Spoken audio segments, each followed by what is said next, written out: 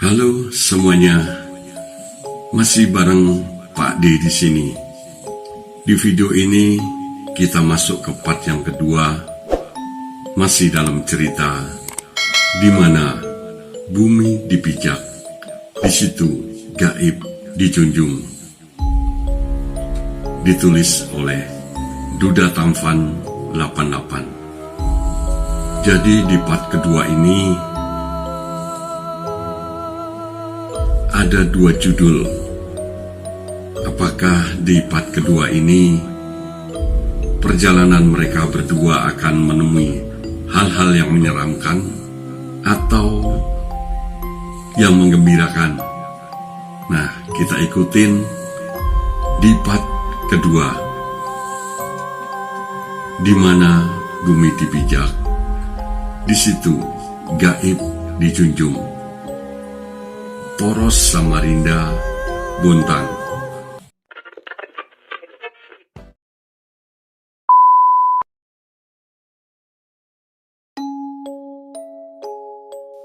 Yan, kita udah masuk Samarinda kan? Gua nggak mimpi kan? Tanyaku penuh harap pada Rian. Rasanya aku hampir putus asa. Iya, kita udah masuk Samarinda seberang. Habis nyebrang jembatan, kita nyampe di tepian. Jawab Rian tampak tak begitu peduli. Tak bisa kugambarkan betapa leganya diriku saat melihat keramaian di sekeliling kami. Kesibukan orang lalu lalang. Rasanya semua kengerian yang baru saja kami alami hilang begitu saja. Kita ke bengkel dulu, Ndra. Kayaknya ban depan Simbah peyang nih, ajak Rian. Oke, ucapku sependapat. Rian tahu saja bengkel yang masih buka di daerah tepian. Kulihat dia menjelaskan detail kondisi Simbah pada mekanik. Cukup lama mereka berdiskusi sampai akhirnya Rian kembali menghampiriku dengan wajah lesu. Bontang masih jauh kah, Yan? Tanyaku yang mulai lesu. Lumayan, Ra. 2 jam lah kalau kita ngebut Samarinda Bontang. Jawabnya sambil memberikan sebotol air mineral padaku. Masih jauh banget. Gimana kalau kita istirahat di Samarinda dulu? Besok pagi kita lanjut. Usulku berharap Rian menyetujuinya. Istirahat di mana?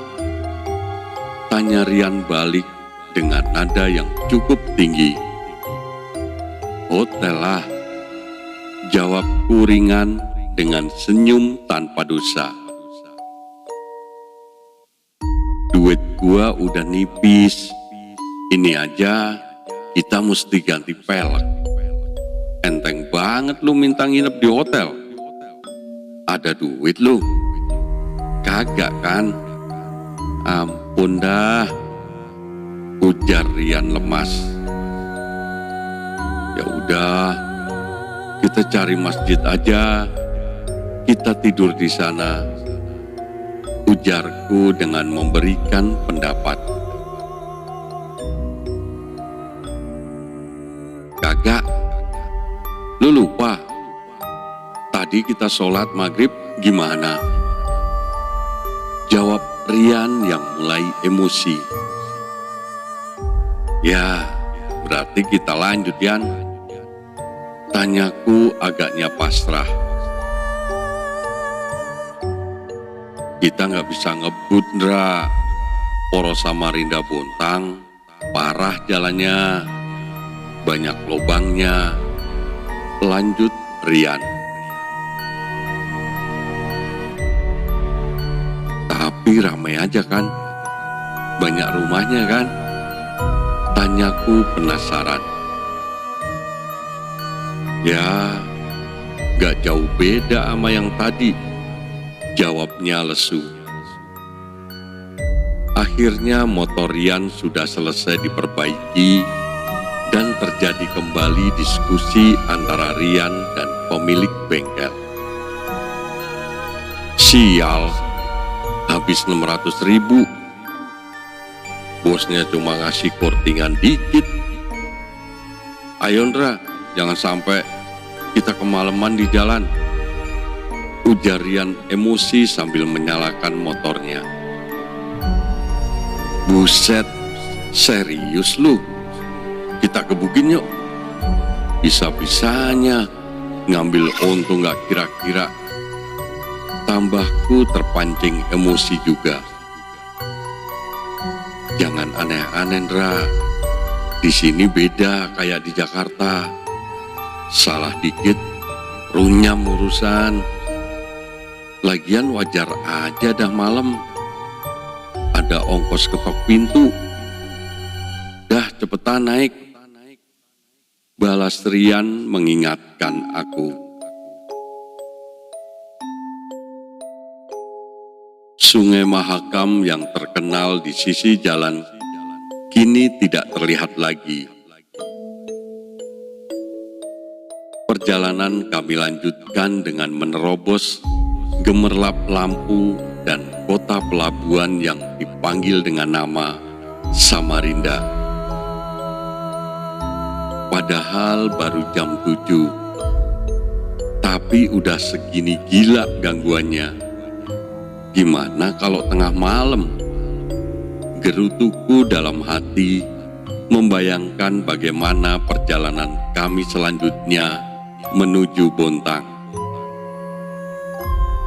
Kami menyempatkan mampir di sebuah pom bensin untuk memberi minum Simbah.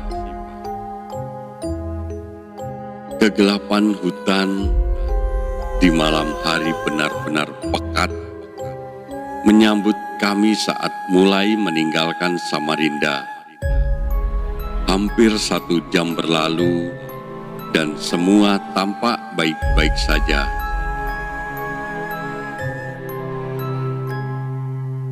Banyak-banyak pikiran lu, udah terlalu banyak cerita jalan ini, ujar Rian mengingatkanku.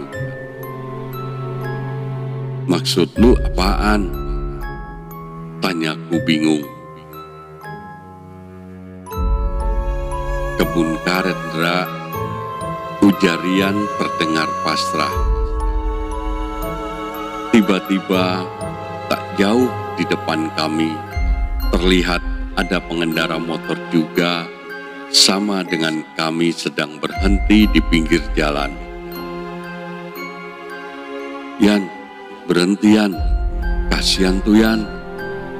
Bawa anak kecil, motornya mogok.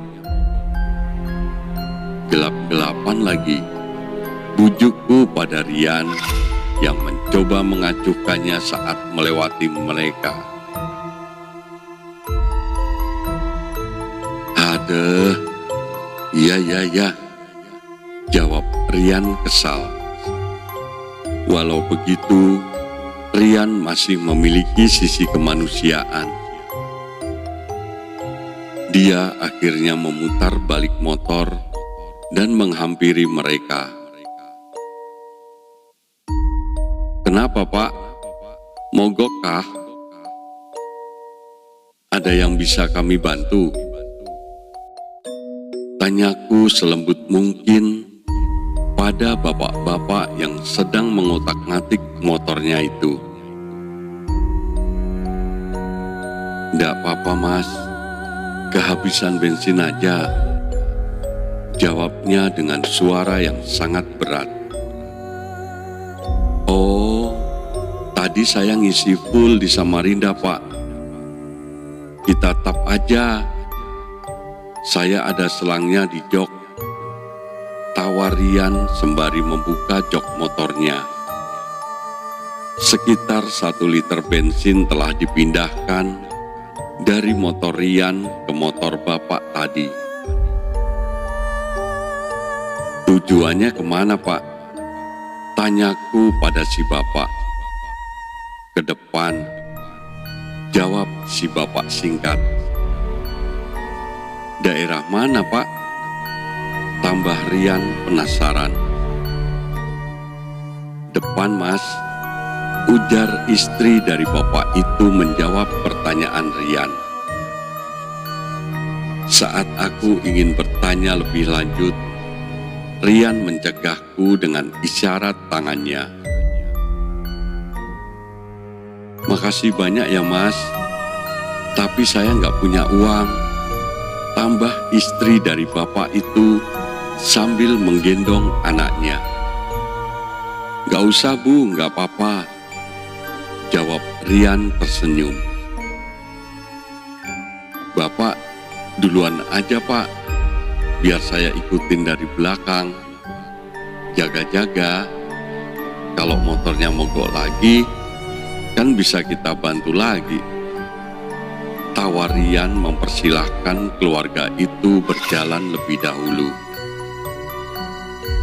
Dra, ayo buruan, kita ikutin. Lumayan, jadi ada temen. Lanjut Rian langsung menyalakan motornya.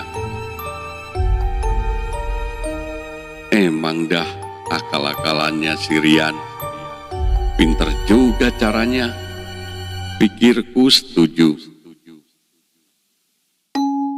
Kami mengikuti pasangan tadi dengan jarak 10 meter di belakang.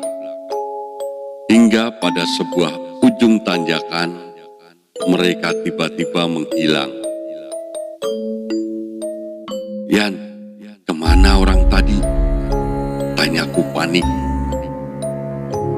Gak tahu, Ndra. Masa iya di turunan langsung ngebut? Sengebut-ngebutnya tuh orang. Masa iya udah gak kelihatan? Jawab Rian yang langsung memperhatikan kendaraannya. Masa iya pakai nos? Sahutku asal. Kami mencari mereka sepanjang pinggir jalan tempat mereka menghilang, tapi tak menemukan tanda-tanda apapun. Perasaan gue gak enak, Yan. Ujarku yang mulai merinding. Lu nyium bau gak, Ndra? Tanya Rian dengan nada gemetar. Iya, bau melati tapi amis, Yan. Ujarku dengan tangan gemetar memegangi pegangan belakang motor. Mending kita jalan dah, Yan.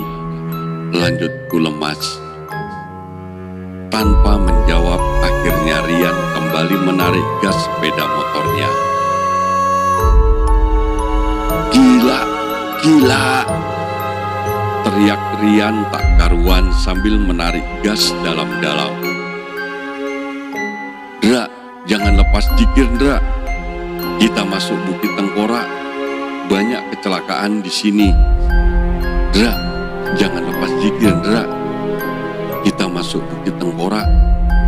Banyak kecelakaan di sini. Ujar Rian makin berkonsentrasi pada jalan. Ya elah, kenapa sih ngasih nama kagak seksi dikit? Gerutuku saat mendengar nama daerah yang telah kami masuki sambil mengira-ira arti dari namanya. Lu kira tempat mangkal?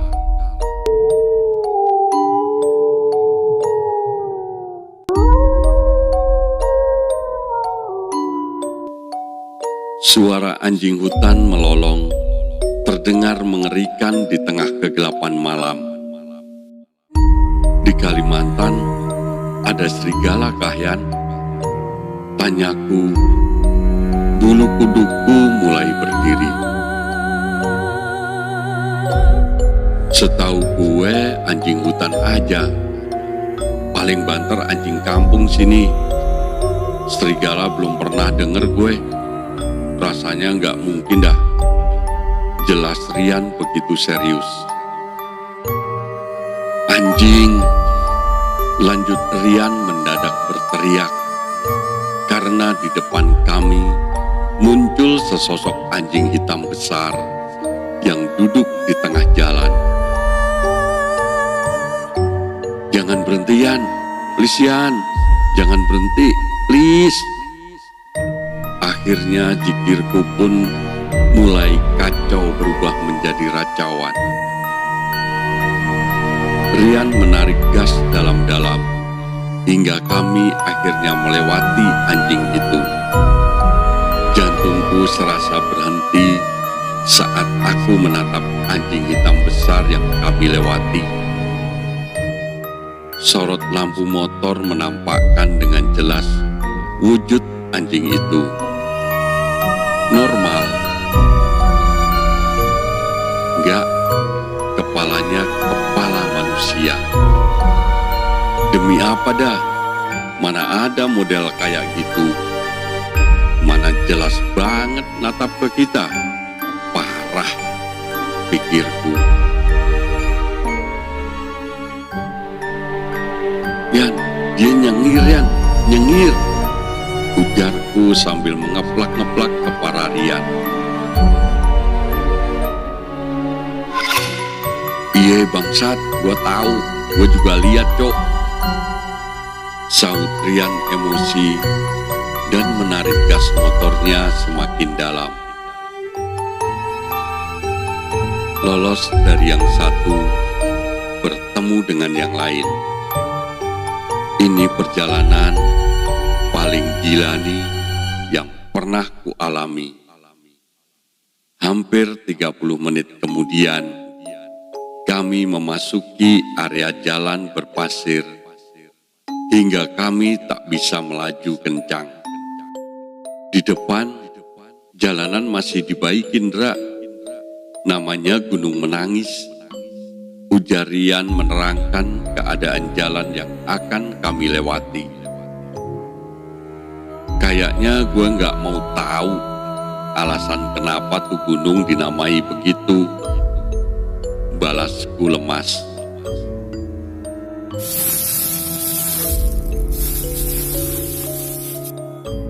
Saat ban depan motor yang kami tumpangi hampir masuk ke dalam lubang yang cukup besar, Rian menghindar secara refleks.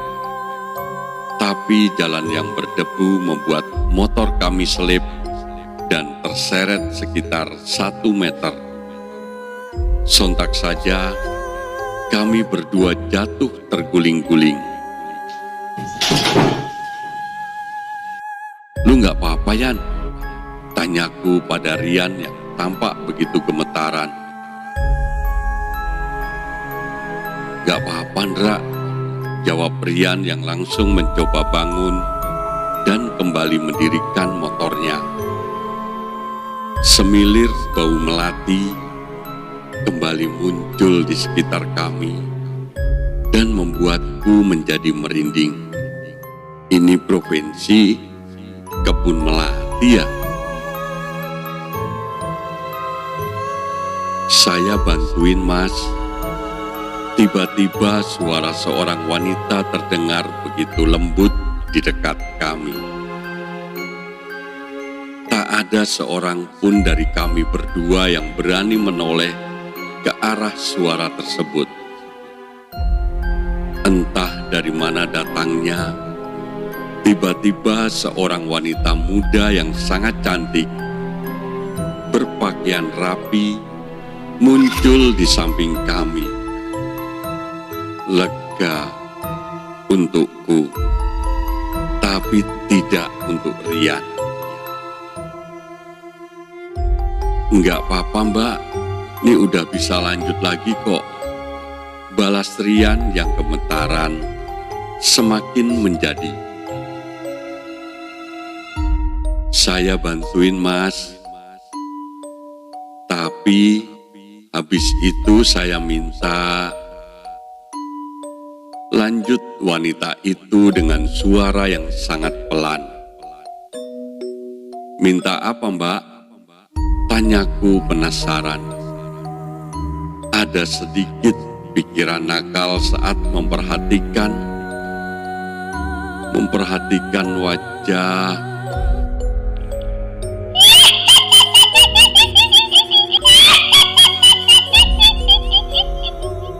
Seketika itu pula, wajah dari wanita tadi berubah menjadi hancur dan penuh darah dengan mata yang berjuntai keluar sambil menuju ke arahku. Tubuhku tak bisa kugerakkan sama sekali dan Rian memeluk stang motornya sambil membaca ayat kursi dengan kencang.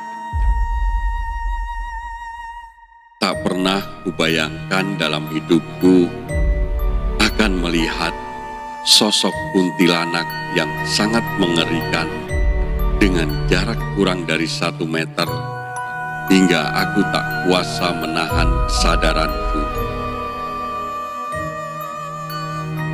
"Ndra, bangun Ndra, jangan mati dulu Ndra," teriak Rian sambil menampar-nampar wajahku berulang kali.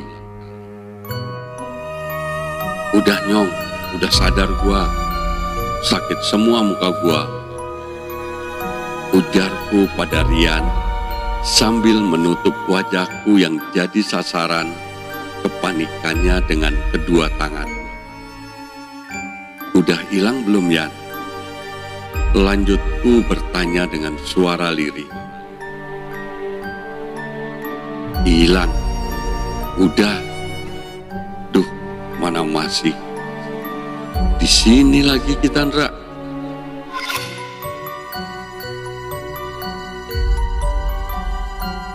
"Udah hilang, mana masih di sini lagi kita Ndra." Bingung gua. 5 tahun gua tinggal di sini, bolak-balik juga udah biasa.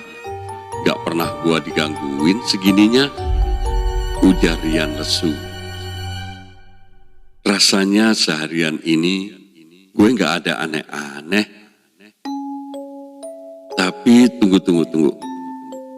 Tambahnya sambil berlagak seperti pemeran utama dalam sinetron emak-emak. "Lu bawa apa aja sih dari Jakarta?" lanjut Rian sambil membongkar tasku.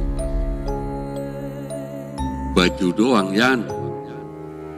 Ama itu gua tadi beli telur asin 2 biji di tempat ngopi di depan bandara buat kita makan di jalan nanti," jelasku santai.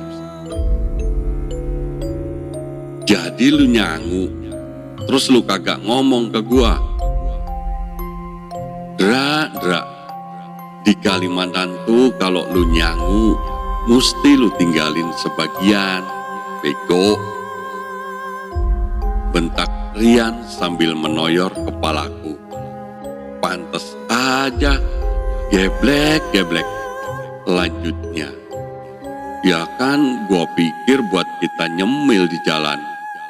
Daripada lapar, gua juga beliin lu kok. Ada 2, lu mau?" balasku dengan wajah tanpa dosa. "Kagak, buang aja," ujar Rian kesal. "Kan ditinggalin sebagian, berarti gua buang 1, terus 1-nya gue makan. Gak apa-apa kan? Lapar gue Yan," ucapku dengan mengiba. "Terserah lu dah, gua mau pulang," ujar Rian kesal sambil menyalakan motornya. Akhirnya aku melemparkan salah satu telur asin yang kubawa ke arah semak-semak dan memakan yang satunya di perjalanan. Rian tak banyak bicara setelah itu. Sampai, "Lu lihat langit yang merah itu Ndra?" Itu flarenya Badak sama PKT, di situ Bontang. Percakapan dengan Rian. Akhirnya kami tiba di tempat tujuan kami, yaitu Kota Taman, Bontang. Kota indah yang dibangun di atas perbukitan. Rian mengatakan kota ini sempat memenangkan penghargaan Adipura beberapa kali. Wajar saja jika tanpa asri, jalan yang naik dan lurus seolah membuat kota ini bagai kumpulan bukit dengan lampu yang kerlap-kerlip di malam hari. Ditambah lagi cahaya jingga karena nyala api pembakaran gas tidak murni dari dua industri skala nasional di kota ini. Sebelumnya, perkenalkan namaku Ganindra Basudewa. Ini nama sang penulis. Sebagian orang akrab memanggilku Indra. Ini adalah pengalaman pertamaku menginjakkan kaki di pulau terbesar di Indonesia, yaitu Kalimantan. Sedangkan orang yang menjemputku adalah Rian Sani Utomo. Ia adalah tahun kelimanya di kota Bontang. Dia bekerja di salah satu pertambangan batu bara terbesar di kota ini. Kami berdua sudah saling mengenal saat dulu menjadi rekan kerja di salah satu distributing center di daerah Jababeka. Kami berpisah setelah dia memilih untuk merantau jauh ke pulau kelahiran ibundanya. Tibalah kami di rumah Rian, sebuah kontrakan satu pintu sederhana dengan cat krem yang menambah kesan tenang. Kontrakan Rian terletak di petak pertama dari 4 petak yang ada di kontrakan ini. Kok sepi banget, Yan? Kan masih jam 10. Tanyaku saat mendapati kondisi sekitar kontrakan yang sepi. Ya sepilah, depan sama belakang masih kebun, Ra. Pada nggak ada motornya. Berarti mereka masuk shift malam. Jelas Rian sambil membuka pintu kontrakannya. Capek, Ra. Kayaknya mulai nggak enak badan gue. Ujar Rian yang langsung merebahkan tubuhnya di ruang tengah. Nah, lu sakit, Yan? Anjir, panas, sahutku saat memegang dahinya. Gua bikinin teh ya. Dapurnya di mana? Lanjutku.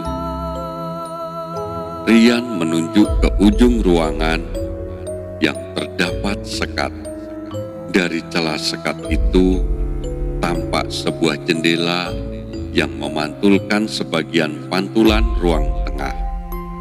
Kulangkahkan kakiku ke arah dapur yang terlihat gelap, karena Rian hanya menyalakan lampu di ruang tengahnya. Yan, saklar lampu sebelah mana, Yan? Teriakku pada Rian yang ada di ruang tengah. Oh. Suara aneh seperti geraman terdengar tepat di belakangku, membuatku sedikit tersentak. Ya Allah, masa sampai ke rumah Rian juga sih? Keluhku dalam hati tanpa berani menoleh ke belakang sambil terus mencari saklar lampu.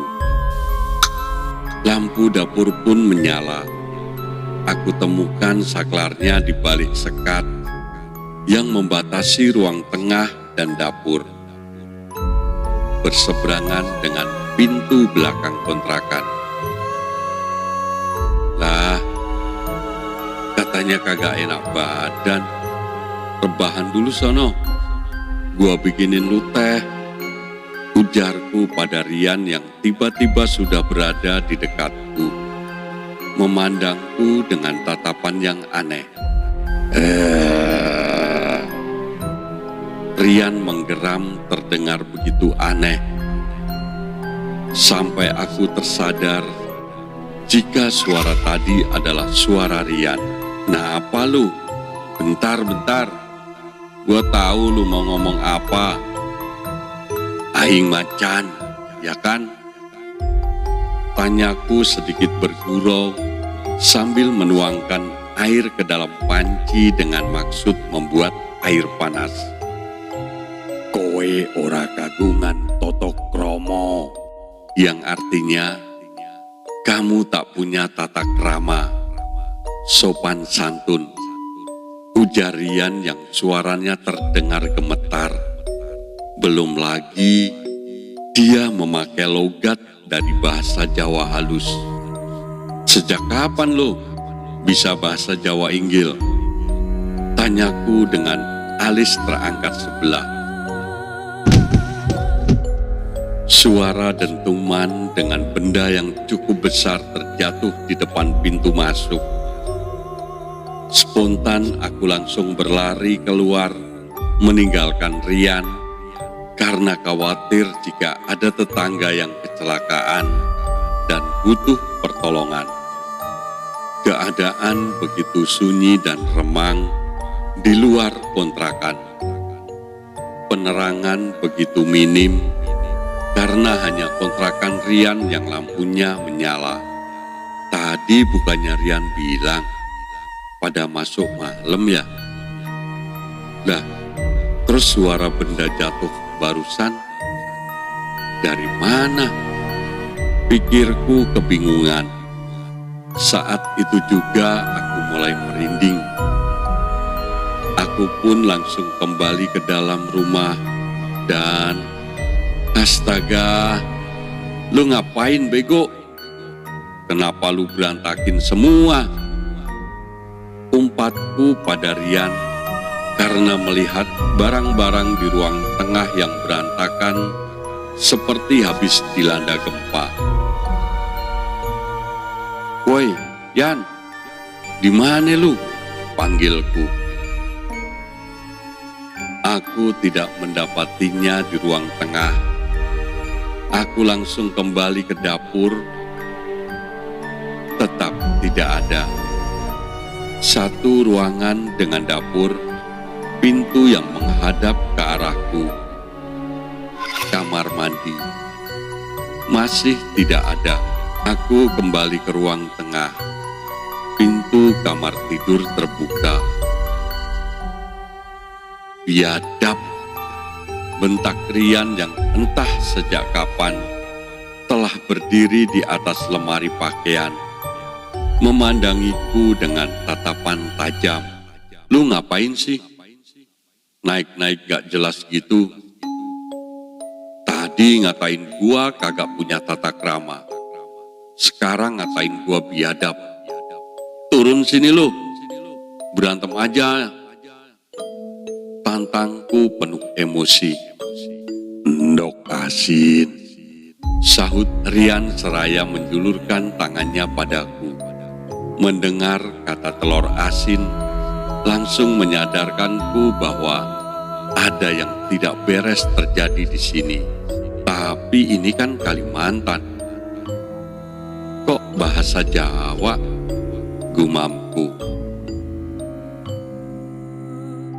Setelah mengerti seluruh situasinya, melihat Rian berjongkok dan menjulurkan tangan layaknya Spiderman dengan mata melotot di atas lemari, jadi terasa sangat mengerikan.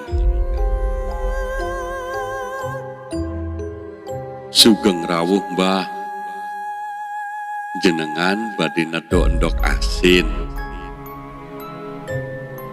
Permisi mbah, Anda mau makan telur asin? Tanyaku bersimpuh gemetar pada Rian. Iyo, jawab Rian membentak. Tapi kula mboten gadah mbah. Tapi Tapi saya nggak punya, Mbah. Jawabku tanpa berani menoleh ke arahnya. Golek, Ndang. Cari cepat, bentaknya lagi. Nggih, Mbah. Kula goleke sedelo. Jenengan teng mriki. Konco kula ojo diapa-apake nggih, Mbah. Iya, Mbah. Saya carikan sebentar. Anda di sini saja. Teman saya jangan diapa-apakan ya, Mbah. Balasku masih gemetar. Itu pun hanya dijawab oleh Rian dengan geraman lainnya. Beruntung, ternyata tak sulit mencari telur asin di malam hari di sekitar sini. Tak seperti yang aku khawatirkan saat meninggalkan Rian. Di dekat sini masih ada warung makan yang buka. Nah, bodohnya aku. Aku lupa meminta pertolongan saat di warung tadi. Saat kembali, pemandangan kebun dengan pohon-pohon besar membuatku merinding. Karena panik, prioritas utama adalah menolong temanku lebih dahulu. Tidak sadar jika sendiri jalan setapak ini begitu menyeramkan. Niki, Mbah. Ini, Mbah. Ujarku sambil memberikan 3 telur asin yang kubeli di warung tadi pada Rian, yang ternyata sudah turun dari atas lemari dan berdiri di antara barang-barang yang berserakan di ruang tengah. Tanpa menjawab, dia langsung merampas dan melahap telur itu beserta kulitnya. Rasa jijik dan ngilu meliputiku kala menatap dan mendengar telur itu remuk di dalam mulut Rian. Jenengan niki sinten, Mbah? Kok teng mriki? Jenengan saking Jawa to? Anda ini siapa, Mbah? Kok berada di sini? Anda dari Jawa kan? Tanyaku pada Rian yang masih sibuk menyantap telur asinnya. Aku gawane saka mojo. Aku dikongkon mateni, tapi aku ra kuat lan terus dipendem nang lemah urip sing mau kowe nguncalke endok asin bosok. Aku dibawa titik-titik dari titik-titik, diperintahkan membunuh titik-titik, tapi aku tidak kuat dan akhirnya ditahan dan dikubur di tanah yang hidup di tempat kamu melemparkan telur busuk. Jelas Rian panjang lebar. Sepurane sanget, Mbah. Kula mboten ngertos. Sakniki tulung jenengan culke konco kula, Mbah. Maaf, Mbah. Saya tidak tahu. Sekarang tolong lepaskan teman saya. Ujarku memelas. Rian tertawa sambil melotot ke arahku, lalu terjatuh pingsan. Aku terduduk lemas memikirkan semua ini. Tiba-tiba tengkukku terasa berat dan semakin berat